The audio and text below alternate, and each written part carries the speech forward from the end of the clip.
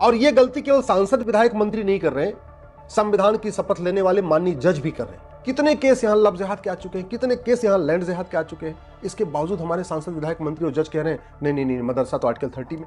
भारत की बर्बादी का जो सबसे बड़ा सेंटर है वो है मदरसा, लेकिन हमारे संविधान की शपथ लेने वाले माननीयों को मदरसा स्कूल, उनको लगता है कि मदरसा तो स्कूल है।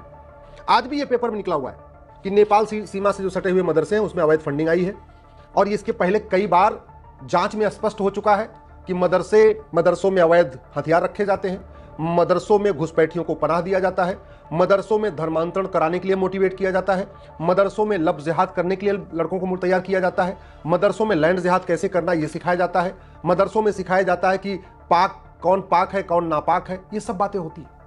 मदरसों में सिखाया जाता है कि भारत माता की जय बोलना हराम है, मदरसों में सिखाया जाता है वंदे मातरम बोलना हराम है, मदरसों में सिखाया जाता है होली दिवाली दशहरा यानी जो भारत के त्योहार हैं उनको मनाना हराम है।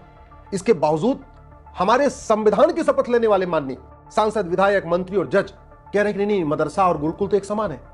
आज तक गुरुकुल के बच्चे कभी जासूसी करते हैं क्या? गुरुकुल के बच्चे कभी बलात्कार करते हैं क्या? गुरुकुल के बच्चे अपनी पहचान छिपा के लव जिहाद करते हैं क्या? गुरुकुल के बच्चे लैंड जिहाद करते हैं क्या? गुरुकुल के बच्चे दूसरों का धर्मांतरण कराते हैं क्या? गुरुकुल के बच्चे घुसपैठियों की मदद करते हैं क्या? नहीं। तो फिर ये मदरसा और गुरुकुल एक समान कैसे हो गए?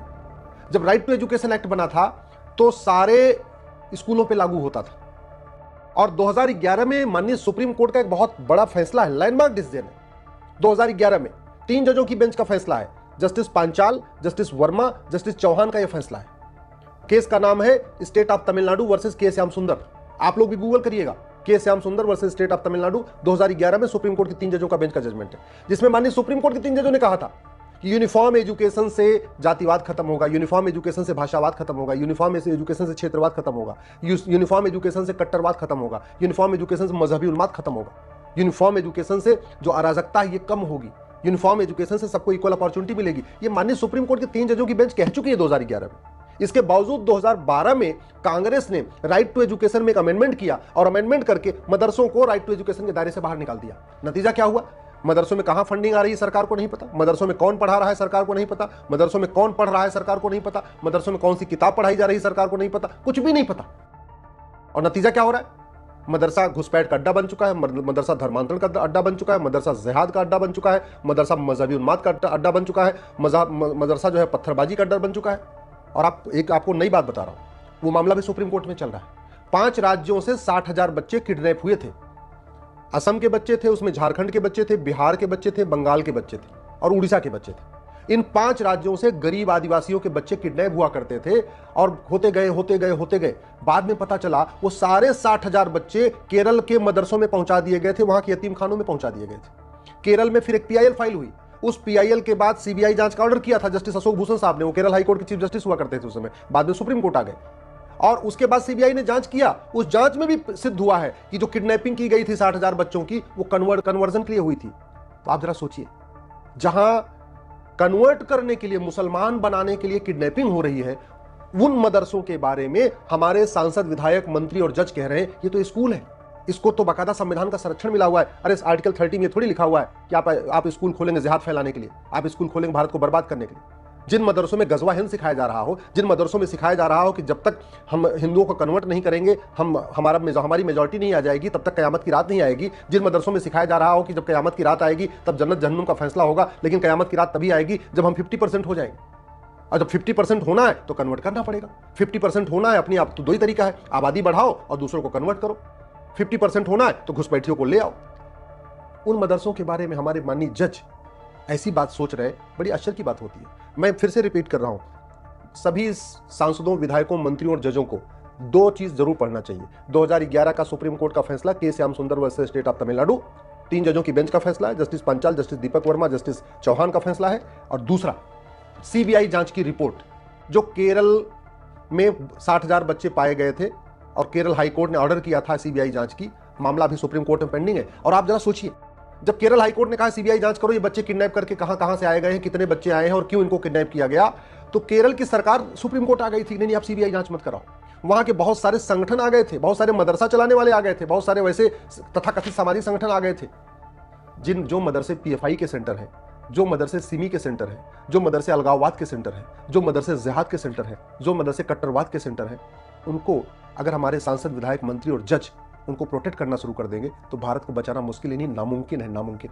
इसलिए मैं माननीय सांसदों, विधायकों, जजों से निवेदन कर रहा हूं, कम से कम जमीनी हकीकत तो समझिए। आप मुझे लगता है आप बहुत कटे हुए हैं, बहुत बटे हुए हैं, आपको हकीकत पता ही नहीं है। आज पाकिस्तान में हिंदू जो खत्म हुए हैं उनके खिलाफ किसने भड़काया?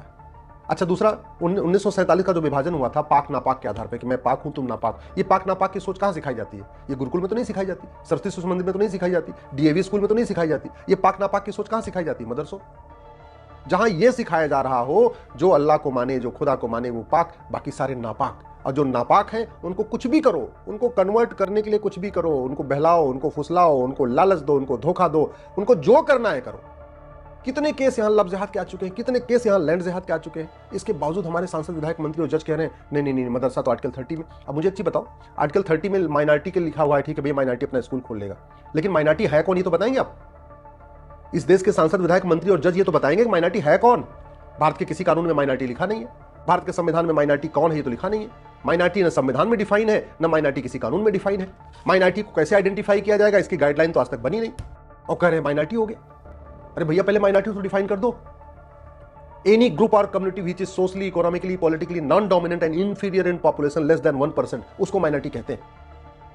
जो जिसका न कोई सामाजिक वजूद हो, जिसका न कोई आर्थिक वजूद हो, जिसका कोई राजनीतिक वजूद न हो, और जो 1% से कम हो, संख्या में नगण्य हो, उसको माइनॉरिटी कहते हैं भैया। जो समुदाय 1/3 लोकसभा क्षेत्रों में सांसदों का भविष्य तय करता हो कि कौन जीतेगा कौन हारेगा, जो समुदाय भारत के 1/3 विधानसभाओं क्षेत्रों में यह तय करता हो कौन जीतेगा कौन हारेगा, जो समुदाय 800 जिलों में से 200 जिलों में यह डिसाइड करता हो कि कौन जीतेगा कौन हारेगा, जो भारत के बॉर्डर की 300 तहसीलों में मेजॉरिटी में आ चुका है। आपको पता है भारत की डेमोग्राफी, भारत के बॉर्डर पे 300 तहसील हैं और उन 300 की 300 तहसीलों में हिंदू खत्म हो चुके हैं। भारत में 800 जिले हैं, 800 जिलों में से 200 जिलों की डेमोग्राफी बदल चुकी है। भारत में 6000 तहसीलें हैं और इन 6000 तहसीलों में से 1500 तहसीलों की डेमोग्राफी बदल चुकी है। और ये डेमोग्राफी बदलने का जो अड्डा क्या है, धर्मांतरण का अड्डा क्या है? मिशनरी स्कूल और मदरसा। मदरसों में जितनी चीजें सिखाई जाती हैं आपको शायद पता ही नहीं। हथियारों का जखीरा मिल चुका है, आतंकवादी वहां मिल चुके हैं, अलगाववादी वहां मिल चुके हैं, कट्टरपंथियों का अड्डा बन चुका है, और आप कह रहे हैं नहीं नहीं नहीं।